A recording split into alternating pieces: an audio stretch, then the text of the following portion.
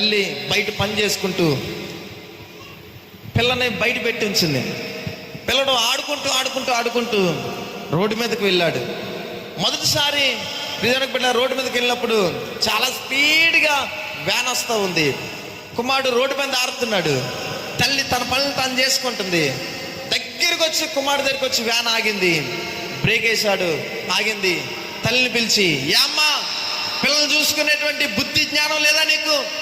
Road మీద ఇలా వదిలేస్తావా? ఎందుకు ఇలా చేస్తున్నావు? తీసుకొని బిడ్డ అని చెప్పి ఇచ్చాడు. మందలించాడు. బిడ్డను తీసుకెళ్ళి ఇచ్చాడు. ఫస్ట్ రోజు అయిపోయింది. సెకండ్ రోజు మరలా అదే పని తల్లి చేసుకుంటుంది. యథాక్రమముగా ఈ కుమారుడు రోడ్డు మీదకి వెళ్ళి ఆడుతూ ఉన్నాడు. స్పీడ్గా వ్యాన్ వస్తుంది. కుమారుడిని చూసినట్టు వ్యాన్ డ్రైవర్ వ్యాన్ ఆపాడు. మళ్ళీ కుమారుని తీసుకెళ్ళి తల్లి దగ్గరికి వెళ్ళి మళ్ళీ తిట్టాడు, మందలిచ్చాడు, విడిచిపెట్టాడు. మళ్ళీ వ్యాన్ వేసుకుని వెళ్ళిపోయాడు. మూడోసారి కూడా అలా జరిగింది. నాలుగోసారి కూడా ఈవిడ పని ఆవిడ చేసుకుంటుంది. ఈ కుమారుడు బయట ఆడుకుంటూ రోడ్డు మీదకి వెళ్ళాడు. చాలా స్పీడ్గా వ్యాన్ వస్తూ ఉంది. చాలా స్పీడ్గా వస్తుంది. 80-90 స్పీడ్లో వ్యాన్ వస్తూ ఉంది. కుమారుడిని చూశాడు వ్యాన్ డ్రైవర్.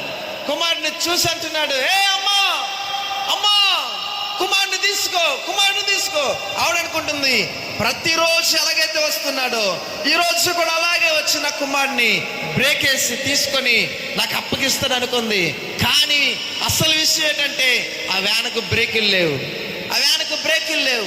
నిజానికి బిడ్డలారా, వ్యాన్ వెళ్తా ఉంది చాలా స్పీడ్గా. ఆయనేమో అరుస్తూ ఉన్నాడు.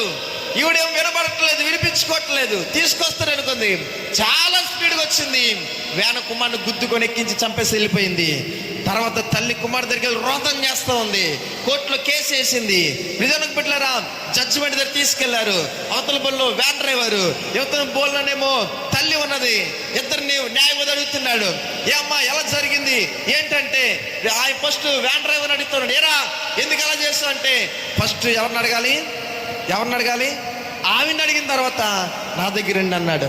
అప్పుడు ఆ జడ్జిమెంట్, ఏ అమ్మా ఏం జరిగిందంటే, 3 రోజులు వ్యాన్ వెళ్తా ఉంది. బ్రేక్ కొట్టి నా కుమారుడు రోడ్డు మీద ఆడుతూ ఉంటే తీసుకొని వచ్చి నాకు అప్పగించాడు. 4వసారి ఆయన అరుస్తూ ఉన్నాడు.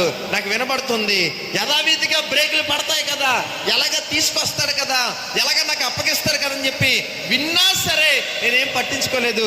బ్రేకులు అనే విషయం తెలియదు నాకు. ఆయన ఏం చేశాడంటే తొక్కించుకొని వెళ్ళిపోయాడు. న్యాయం ఎవరిలో కనబడుతుంది? డ్రైవర్లోనే కనబడుతుంది. ఈరోజు దేవుడు ఆకాశం నుంచి పిలుస్తూ ఉన్నాడు, అమ్మా నీ సమయము దగ్గర ఉన్నది. సమయం ఉండగానే ఏం చేయాలి? అన్నీ చక్కబెట్టుకోవాలి.